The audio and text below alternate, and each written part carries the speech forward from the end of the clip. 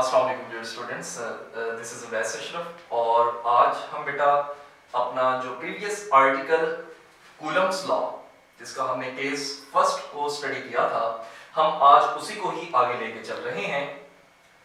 बेटा last time आप लोगों ने पढ़ा था हमारी जो प्रीवियस वीडियो थी उसके अंदर कि हमने दो चार्जेस कंसिडर किए थे just like this Q1 and Q2, और मैंने सपोज कर लिया था कि ये दोनों चार्जेस क्या हैं, पॉजिटिव चार्जेस हैं। ठीक है, मींस दैट कि ये चार्ज भी पॉजिटिव है और ये वाला चार्ज भी पॉजिटिव है। तो क्या होता है कि similar charges repel each other, तो पॉजिटिव पॉजिटिव को क्या करेगा, रिपेल करेगा, और इनके दरमियान में डिस्टेंस कितना है, r है। अब जो वो रिपल्सिव फोर्स है वो हम किस फॉर्मूले से देते हैं, हमारे पास क्या क्या फार्मूला आया था, वो बेटा ये फार्मूला आया था F is equal to 1/4 pi epsilon naught Q1 Q2 over R square। अब हम आज डिस्कस करने जा रहे हैं इसका केस 2, जिसमें हम बेटा बात करेंगे कि अगर हमारे दो चार्जेस के दरमियान में Q1 और Q2 के दरमियान में अगर कोई भी एक मीडियम आ जाए, कोई भी एक इंसुलेटर आ जाए, जस्ट लाइक दिस कि मान लीजिए कि मैं वही दो चार्जेस जो है वो यहां पर अगेन कंसीडर करता हूं और इनके दरमियान में मैं कोई भी एक मीडियम ला के रख देता हूं। मिसाल के तौर पर मैं कोई यहां पर एक कार्डबोर्ड ला के रख देता हूं। फॉर एग्जांपल मैं यहां पर इसके दरमियान में एक माइका शीट ला के रख देता हूं। अगर कुछ भी ना हो, नॉर्मल कंडीशंस पे आप इन चार्जेस को जब डिस्कस कर रहे हैं तो क्या होता है कि एयर होती है। अब एयर भी एज अ मीडियम के तौर पर हम जो है वो कंसीडर करते हैं, और इसकी आपके टेक्स्ट बुक के पेज के ऊपर, इसी ही आर्टिकल के पेज के ऊपर जो है वो डिफरेंट कांस्टेंट्स की, डाइलेक्ट्रिक कांस्टेंट्स की वैल्यूज जो है वो मेंशन की हुई है। अब अगर हम वो मीडियम ला के रखते हैं तो फिर हमारी जो ये वाला फॉर्मूला है इसके ऊपर क्या असर पड़ेगा, आइए देखते हैं। क्या होगा कि मान लीजिए कि ये वही दो चार्जेस जो हैं, मींस कि ये भी पॉजिटिव है और ये भी पॉजिटिव है, दोनों एक दूसरे को रिपेल कर रहे हैं, बट अभी जो है वो मैंने इनके दरमियान में कोई सा भी एक मीडियम ला के प्लेस कर दिया है। ठीक है, ये कोई सा भी एक मीडियम इसके दरमियान में हो सकता है। तो क्या होगा कि हमारे पास फार्मूला जो है, जो पहले था, हमारा फार्मूला वही आएगा। ठीक है, मींस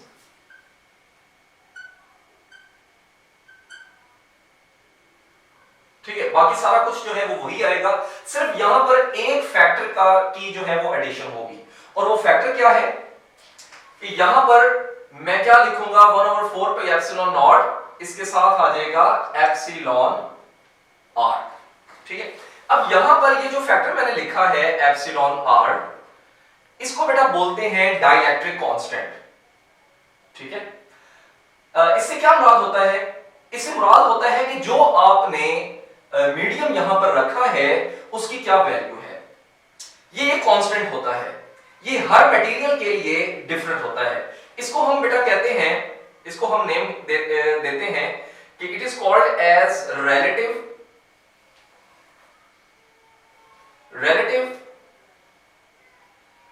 परमिटिविटी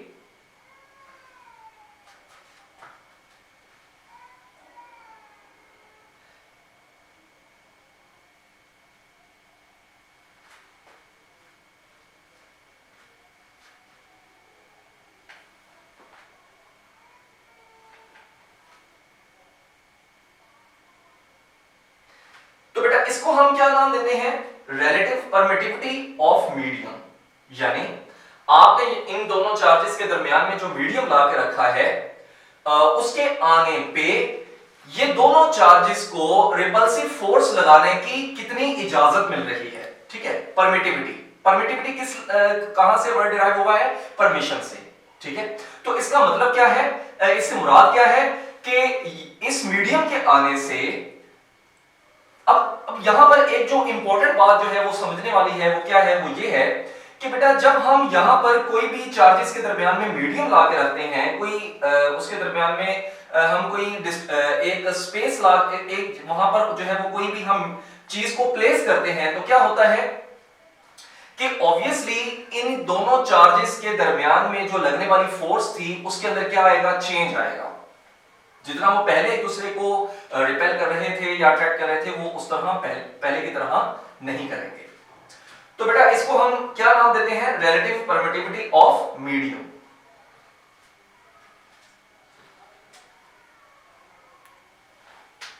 तो फिर क्या होगा कि ये वाली जो फोर्स है ये क्या हो जाएगी, हमारी प्रीवियस फॉर्मूले से चेंज, ये हमारा फॉर्मूला हो जाएगा। तो इस वजह से मैं फिर इसको एफ प्राइम से शो कर देता हूं, ठीक है।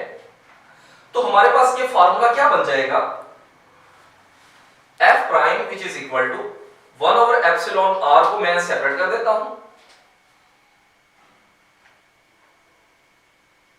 और जो बाकी मेरे पास फॉर्मूला बचता है वो क्या है,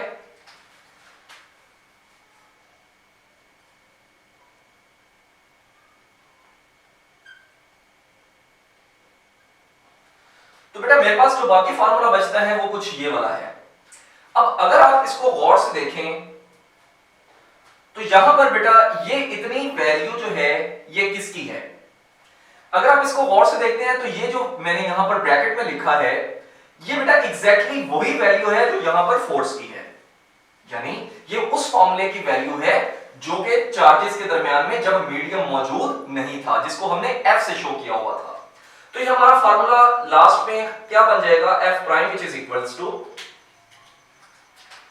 1 ओवर एप्सिलॉन आर, और इस पूरे की जगह पर मैं क्या लिख सकता हूं, सिंपल एफ, ठीक है। तो एफ जब 1 से मल्टीप्लाई होगा तो मेरे पास आ जाएगा F prime which is equals to F over epsilon R, ठीक है। तो बेटा यहां पर आप जो सबसे जो मेन जो चीज आप देख रहे हैं, जो कि मैं आपको मेन जो चीज समझाना चाह रहा हूं, जो कि यहां पर आपको इसका कॉन्सेप्ट क्लियर करेगी कि जब हमने मीडियम ला के रखा था तो आया उसकी फोर्स के ऊपर क्या इफेक्ट पड़ा था, ठीक है। तो अब जरा गौर से देखें, अब जो एफ प्राइम है इसकी वैल्यू क्या आई है, एफ ओवर एप्सिलॉन आर, यानी ये एफ से क्या मुराद है कि चार्जेस के दरमियान में जब मीडियम नहीं था तो फिर जो रिपल्सिव फोर्स लग रही थी, जिस फोर्स के साथ रिपल्सिव फोर्स के साथ ये चार्जेस एक दूसरे को रिपेल कर रहे थे, ये वो वाली फोर्स है। लेकिन बेटा एफ प्राइम की वैल्यू क्या आई है, एफ यानी वो भी force divided by this factor कि आपने जो यहां पर मीडियम रखा हुआ है। अब अगर आप अपने टेक्स्ट बुक के जो साइड पे आपको जो टेबल दिया गया है जिसमें एप्सिलॉन आर की डाइलेक्ट्रिक कांस्टेंट की जो वैल्यूज हैं वो दी गई हैं, आप अगर वहां पर देखेंगे तो सभी की वैल्यूज 1 से ग्रेटर है, ठीक है। तो आप सपोज कर लीजिए कि जी यहां पर ये वाला जो मीडियम हमने रखा है इसकी वैल्यू क्या है, सपोज कर लीजिए कि इसकी वैल्यू है 2। अब आप बेटा इस फोर्स की वैल्यू को जो कि वहां पर लग रही थी, आप मान लीजिए कि ये फोर्स यहां पर जो लग रही थी इन दोनों चार्जेस के दरमियान में, इस फोर्स की जो वैल्यू है ये बेटा वैल्यू है, सपोज कर लीजिए कि जी ये 12 न्यूटन है, ठीक है। अब मैं ये जस्ट एज अ प्रैक्टिस के तौर पर यहां पर आप बेटा समझने के लिए जस्ट यहां पर 12 पुट कीजिए और इसकी जगह पे आप 2 पुट कीजिए, तो सिंपल आप यहां पर देख सकोगे आपके पास आंसर क्या आ रहा है, 6 आ रहा है। अच्छा, अब जब मीडियम नहीं था तो आपके पास कितनी फोर्स थी, 12 थी। अब अगर हमने सिंपल सा कोई एक मीडियम ला के रखा है तो फोर्स क्या हो गई है, 6 हो गई है। इसका मतलब क्या है कि जब जब आप यहां पर ला के मीडियम रखोगे चार्जेस के दरमियान में तो फोर्स क्या होगी, डिक्रीज होगी, एग्जैक्टली। तो एफ प्राइम की वैल्यू क्या हुई है, एफ से कम हो गई, आप देख सकते हैं। तो यहां पर बेटा हम ये सिंपल सी यहां पर जो है वो एक बात मेंशन कर सकते हैं कि F prime is always less than F, ठीक है। यानी जब आप मीडियम चार्जेस के दरमियान में ला के रखते हैं तो उसके आने से चार्जेस की रिपल्सिव फोर्स या अट्रैक्टिव फोर्स के दरमियान में क्या आ जाती है, कमी आ जाती है, ठीक है जी। तो बेटा हम इसके लास्ट पोर्शन पे आ गए हैं कूलम्स लॉ के, जिसमें हम प्रूव करेंगे कि कूलम्स फोर्स यानी Q1 और Q2 चार्ज के दरमियान में लगने वाली रिपल्सिव फोर्स क्या होती है, म्यूचुअल फोर्स होती है, ठीक है। म्यूचुअल मतलब बाहमी, मिलजुल के। अब इससे क्या मुराद है, यानी अगर Q1 चार्ज Q2 चार्ज के ऊपर रिपल्सिव फोर्स लगाता है तो क्या होगा कि Q2 चार्ज भी Q1 के ऊपर रिपल्सिव फोर्स लगाएगा, और इसको हम मैथमेटिकली प्रूव करेंगे। तो जिसके लिए हमने जो है वो सपोज कर लिया है कि consider we have two charges, point charges, ये याद रखिएगा कि पॉइंट चार्जेस हैं Q1 and Q2 which are separated by a small distance r, ठीक है। Q1 एंड Q2 और इन दोनों के दरमियान में स्मॉल डिस्टेंस क्या है, r है, और जहां से ये थ्योरी आप भूल जाएं वहां पर आप लिख दीजिए एज शोन इन फिगर, ठीक है। तो बेटा यहां पर क्या है कि Q1 Q2 देखें ये पॉजिटिव है, ये पॉजिटिव को क्या करेगा, रिपेल करेगा। तो क्या होगा कि ये वाला चार्ज इस चार्ज को फोर्स लगा रहा है, रिपल्सिव फोर्स लगा रहा है, किस डायरेक्शन में लग रही है, इस डायरेक्शन में लग रही है, ये F, ये फोर्स है। अच्छा किस चार्ज के ऊपर लग रही है, Q2 चार्ज के ऊपर, तो मैं क्या लिखूंगा, 2 पहले लिख दूंगा। कौन सा चार्ज लगा रहा है जिसको मैंने Q1 का नाम दिया हुआ है, तो यहां पर भी क्या आ जाएगा, Q1 आ जाएगा, 1 आ जाएगा, ठीक है। तो अब बेटा हम जानते हैं कि फोर्स क्या है, वेक्टर क्वांटिटी है, और उसके लिए मैंने यहां पर फोर्स वेक्टर लिख दी है। और वेक्टर को शो करने के लिए हम क्या करते हैं, हमें एक यूनिट वेक्टर की जरूरत पड़ती है।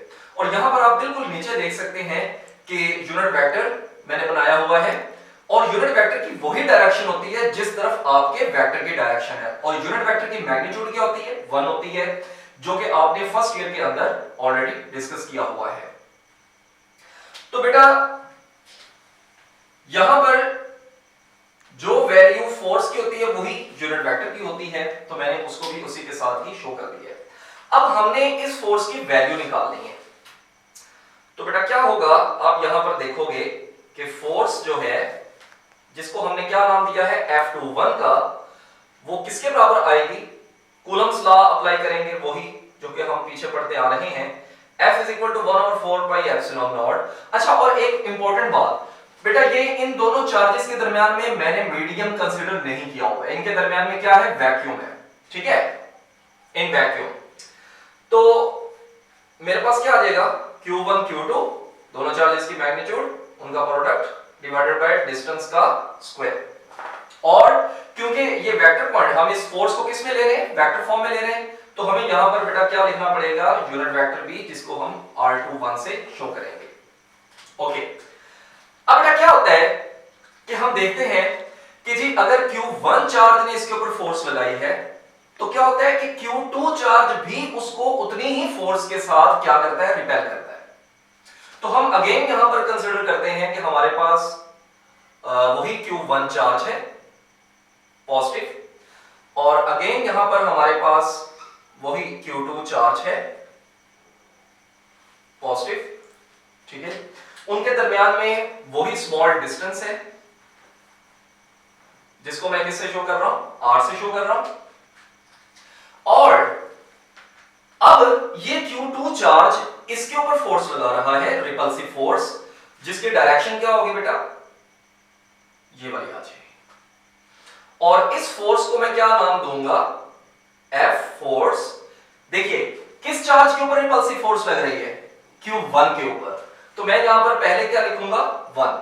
कौन सा चार्ज लगा रहा है, 2 लगा रहा है, तो उसके बाद क्या आ जाएगा जी, 2 आ जाएगा।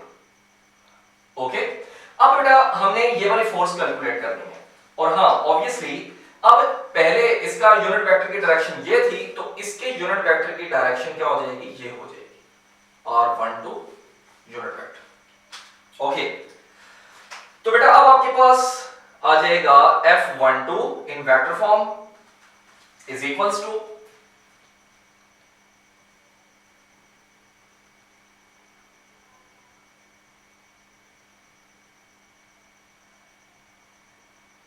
R12 यूनिट वेक्टर, ठीक है। अब यहां पर ये फॉर्मूला हमारा बन गया है। अब बेटा आप एक चीज तो देख सकते हैं कि इस फोर्स की, यानी ये जो हमारे पास वेक्टर है उसकी डायरेक्शन ये है, और F12 फोर्स के यूनिट जो वेक्टर है उसकी डायरेक्शन ये है, तो दोनों वेक्टर्स की डायरेक्शन एक दूसरे की क्या है, ऑपोजिट है। अच्छा फोर्स एक वेक्टर क्वांटिटी है जैसा मैंने पहले बताया, तो वेक्टर के लिए मैग्नीट्यूड और डायरेक्शन ये दो चीजें होती हैं। अब यहां पर इन दोनों की डायरेक्शन ऑपोजिट है। तो इसका मतलब क्या है कि ये फोर्सेस को जब आप वेक्टर फॉर्म में ले रहे हैं तो बेटा ये दोनों एक दूसरे के इक्वल नहीं आएंगे। हाँ, एक बात जरूर है कि जितनी फोर्स के साथ ये Q1 चार्ज इसको रिपेल कर रहा है, इस तरफ फोर्स लगा रहा है, उतनी ही फोर्स के साथ ये वाला जो चार्ज Q2 है वो भी इसके ऊपर उतनी ही फोर्स के साथ इसको रिपेल कर रहा है। यानी दोनों की मैग्नीट्यूड्स क्या है, सेम है। ये बात आपने माइंड में रखनी है, ठीक है। यानी फोर्स F21 और F12 दोनों फोर्सेस मैग्नीट्यूड में क्या है, सेम है। अगर बेटा ये मैग्नीट्यूड में सेम है, ठीक है, और डायरेक्शन में सेम नहीं हो सकती क्योंकि दोनों की ऑपोजिट डायरेक्शन है, ठीक है। तो अगर ये दोनों मैग्नीट्यूड्स में क्या है, सेम है, तो क्या होगा, अगर बेटा मैं यहां पर एक काम करूं,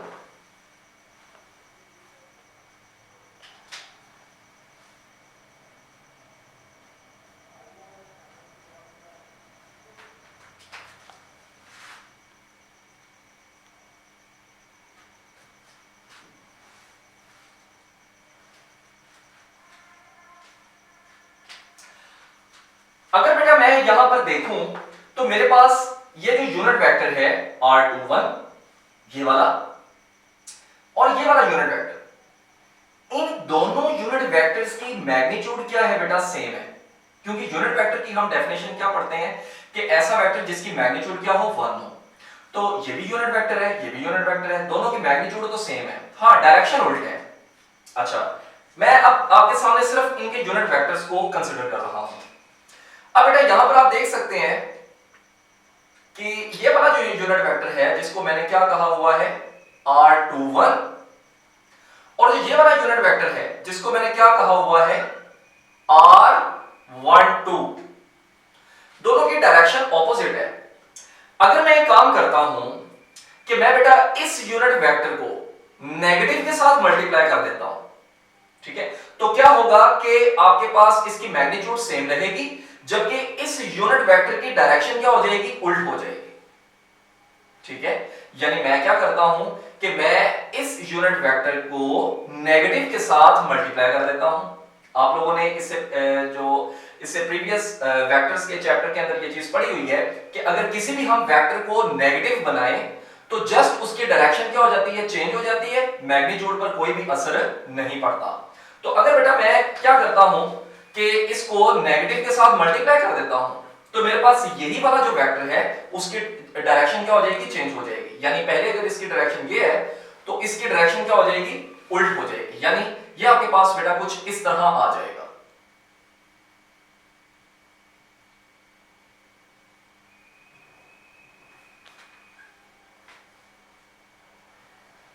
ठीक है। यानी यहां पर आपने देखा कि इस वेक्टर की जो पहले डायरेक्शन ये थी वो क्या हो गई है, अब ये हो गई है।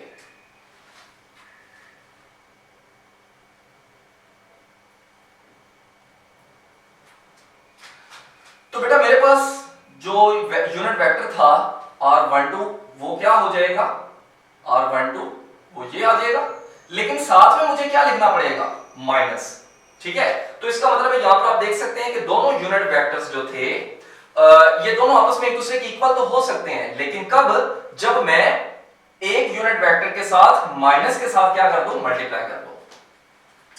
ओके, तो बेटा अब इसकी हम वैल्यू को पुट कर सकते हैं, जो कि हमारे पास क्या आ गई है, R21 is equals to R12, दोनों बराबर हैं यूनिट वेक्टर्स, बट साथ में यहां पर क्या लिखना पड़ेगा, हमें इसके माइनस साइन लिखना पड़ेगा। तो हम जस्ट बेटा इनकी वैल्यूज को क्या कर देते हैं, रिप्लेस कर देते हैं। अब यहां पर देखिए, सपोज कर लीजिए कि आप इस इक्वेशन को, इक्वेशन नंबर सपोज कर लीजिए कि जी आप ए का नाम दे रहे हैं, ठीक है। तो मैं इसी ही इक्वेशन को दोबारा लिखता हूं, 1/4 pi epsilon naught Q1 Q2 over R। तो बेटा हम यहां पर इसी ही इक्वेशन को मैं दोबारा लिखता हूं, और अब यहां पर आप देख सकते हैं कि क्या है, R21 लिखा हुआ नजर आ रहा है। R21 की वैल्यू क्या है, माइनस R12, तो मैं यहां पर उसकी वैल्यू को पुट कर देता हूं,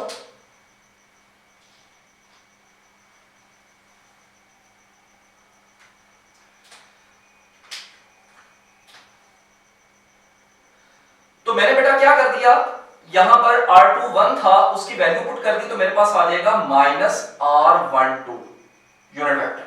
ठीक है, अब यहां पर आप बेटा क्या देख सकते हैं कि ये जो माइनस है इसको मैं शुरू में लिख सकता हूं, तो मेरे पास आ जाएगा f21 is equals to -1/4 pi epsilon naught q1 q2 over r square और साथ में आ जाएगा r12 यूनिट वेक्टर। यही आपके पास जो है वो यूनिट वेक्टर दोबारा आ जाएगा। अच्छा, ये इक्वेशन 1 थी और इसको मैं इक्वेशन 2 का b का नाम दे देता हूं। ठीक है, अब अगर आप जरा गौर से देखें बेटा, तो यहां पर क्या है कि ये वाली जो मेरे पास इक्वेशन बन रही है, ये वाली सारे की सारी, ये पूरी की पूरी वैल्यू किसकी है? यहां पर आप देख सकते हैं कि ये 1/4 pi epsilon naught q1 q2 over r square r12 लिखा हुआ है। ठीक है, अब मैं इसको यहां पर कंपेयर कर लीजिए या जस्ट यहां पर इसके अकॉर्डिंग इक्वेशन नंबर बी के अकॉर्डिंग आप इसकी वैल्यू को यहां पर पुट कर सकते हैं। इस इक्वेशन की वैल्यू क्या है? f12, तो आप इसको यहां पर लाके पुट कर सकते हैं। ठीक है, तो आप बेटा यहां पर देख सकते हैं कि f21 ये वाला एज इट इज, ये वैसे का वैसे आ जाएगा और माइनस एज इट इज, और इस पूरे की जो वैल्यू है इक्वेशन बी से वो किसके बराबर है? f12 के बराबर है। तो आप यहां पर देख सकते हैं कि आपके पास क्या आ जाएगा जी? f21 बराबर है किसके? -f12 के। अब ये जो रिजल्ट आया है ना, ये हमारा एक्चुअल रिजल्ट है। क्या कि बेटा दोनों फोर्सेस चार्जेस के दरमियान में जो लग रही हैं, वो दोनों फोर्सेस आपस में इक्वल हैं, बट ये माइनस साइन क्या बता रहा है? ये माइनस साइन बता रहा है कि आपकी दोनों फोर्सेस इक्वल तो हैं बट ऑपोजिट डायरेक्शन के अंदर। यानी जितनी फोर्स के साथ ये वाला Q1 चार्ज इसको रिपेल कर रहा है, उतनी ही फोर्स के साथ ये वाला चार्ज भी इसको रिपेल कर रहा है, लेकिन इन दोनों फोर्सेस की डायरेक्शन क्या है? एक दूसरे के ऑपोजिट है। और वो कौन सी चीज बेटा हमें बता रही है? वो बेटा हमें ये माइनस साइन बता रहा है। तो इसके साथ हमारा कूलम्स लॉ कंप्लीट हो जाता है। तो आई होप सो कि आपको बेटा ये लेक्चर अच्छे से समझ आ गया होगा। आपको अगर ये इस लेक्चर में कोई भी प्रॉब्लम है, कोई क्वेश्चन है, तो नीचे कमेंट कीजिए, आपको इंशाल्लाह उसका आंसर मिलेगा। लेक्चर पसंद आया तो लाइक कीजिए, शेयर कीजिए। अगर अभी तक आपने चैनल को सब्सक्राइब नहीं किया तो बेटा आप अभी चैनल को सब्सक्राइब कीजिए और साथ में बेल को भी प्रेस कर दीजिए। ठीक है।